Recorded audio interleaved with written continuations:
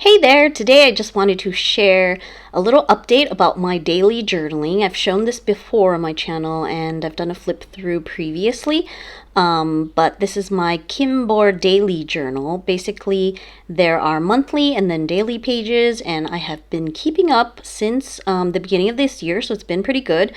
But I add so much ephemera that things are obviously breaking down, and it's so chunky that I just got to the point where I didn't really want to use it anymore. Like, I found myself trying to edit and like not put as much ephemera, and I don't know, just wanted to change. So if you want to see a flip through of the beginning pages, you can definitely go back to my channel and look up that video. But basically there were monthly pages where I put like a sticker and maybe a quick note if I had something to write.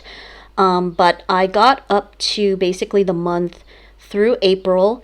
And then for the month of May, I actually joined in a daily journaling challenge on Instagram with Get Messy Art Journal. So my May pages were sort of like half art journal prompt, half memory keeping. So I think I will show you that in just a minute. But because this book has just gotten too bulky for me to use, especially really difficult to do like long form journaling, I decided to just cut out the rest of the year of the pages. So the way that this is bound, it's pretty secure, but some of the pages are sort of, they seem to be like glued together, certain signatures like every month. But the inner pages were sewn, so what I did was just took an X-Acto knife and removed what I could. So a lot of pages were removed like month by month, basically like the rest of the year, from July, August, September, October, November, December, and the main pages that were sort of glued together like signature to signature, didn't want to rip those out because I was afraid it would detach sort of like the back cover. So I kept those in, and so there's just sort of like a dozen blank pages now at the end. And I just washi taped the top so that the dates were covered up, and I'm going to use these final pages during the month of July for some, journaling prompts that I have, and I will show you that in a bit. I thought it would be a good way to sort of wrap up this particular journal sort of like for half the year, because I did go through it in terms of up to May, almost half a year, I guess, because the new journal that I will show you started sort of the end of May, so I sort of jumped over to that one. So these are the pages that I haven't flipped through before, starting with May, because I joined in with Get Messy May, and these were the pages, like the daily journaling that I did, where the top half of the page is sort of following the prompt of Get Messy May. And then if I had room or if I had something else to journal, I would include my normal memory keeping photos and journaling sort of in the bottom. And there definitely was a lot less. I don't know if it was just because of the month or maybe I was being conscious, but I still tipped in some stuff. Like you can see that was for Mother's Day, and a lot of photos and things, and added in things as I needed. And but most of it is following the prompts from Get Messy, so a lot of sort of like mixed media kind of stuff. And I really enjoyed this particular prompt where it said to make like a little house and journal about the things you love.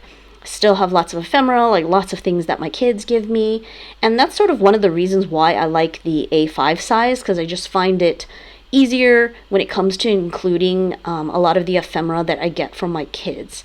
If I used a smaller journal, it would just be really hard to include like those tidbits.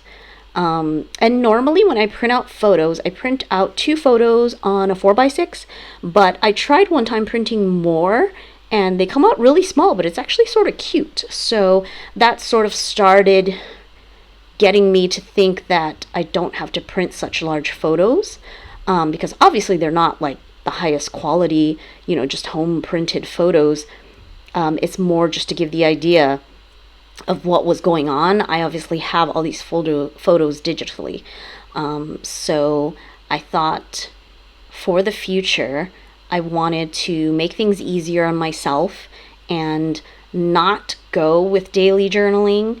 I'm actually around 7 months pregnant right now and expecting another baby, so I know that I'm going to have less time, so I don't know that I will be able to keep up with the daily journaling and ephemera and things that I usually do, which is why I decided it was a good opportunity to just jump on over to a weekly sort of journaling situation.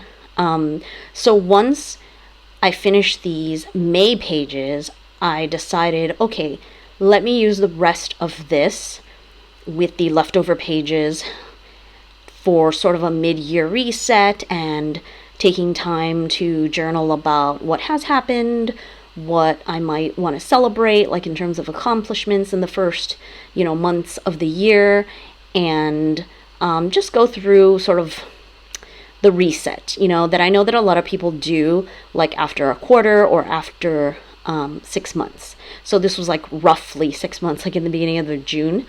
And for July, what I'm doing is I bought the digital journaling kit from Journaling Home. I follow her on Instagram and printed those prompts out and decided to use the rest of the blank pages following these journaling prompts for July. And it should work out with like the number of pages that are left in this journal so that I could finish up this journal completely, going through all of these journaling prompts. And that would mean that I'm done with this particular Kinbor journal and I can archive it. And if you don't know, Kinbor is like a Chinese brand where it's sort of like a Hobonichi dupe. And they have very similar layouts and things, but slight variations in terms of like what the books might be. Like they have strictly daily or strictly weekly and like a couple variations in the layouts, but it's very similar to the Hobonichi. But I don't think the paper is, like, it's probably not Tomoe River paper. They don't say it is. And to me, the paper is a little funky. The way that the ink is printed on it, I feel like sometimes my fountain pen ink stays on top of the printed stuff on the paper. It's like weird, like there's some kind of film or something on top of it, so it's not my favorite, but I was happy to have tried it, and it worked out for the first part of this year, but I'm just moving on. So with all of the things going on, I decided to go into this little very slim GoodInkpressions Tomoe River paper weekly insert, I guess you can call it. This basically has the rest of the year on weekly spreads, and I've already gone in and dated everything because this was a undated insert that I bought from GoodInkpressions. They are, I think it's run by a lady in Spain, and she makes them like on demand with Tomoe River paper and whatever sort of layout you choose. So I went ahead and dated it from like the end of the year on the very last page, so that I knew that I would get to the end of the year with this insert. And so that's why I ended up like the first weekly spread was actually in the beginning, at the end of May. So like that's when I started my weekly sort of memory keeping in this particular insert.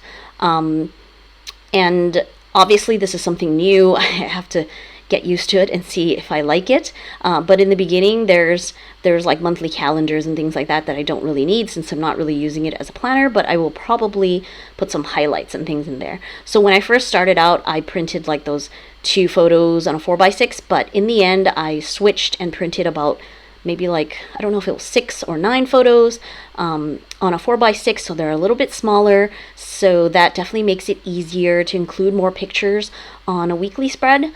But it's definitely minimal. I have less ephemera now that the kids are actually out of school. They're home for the summer. So obviously it's not the same type of ephemera that I normally would get during the school year.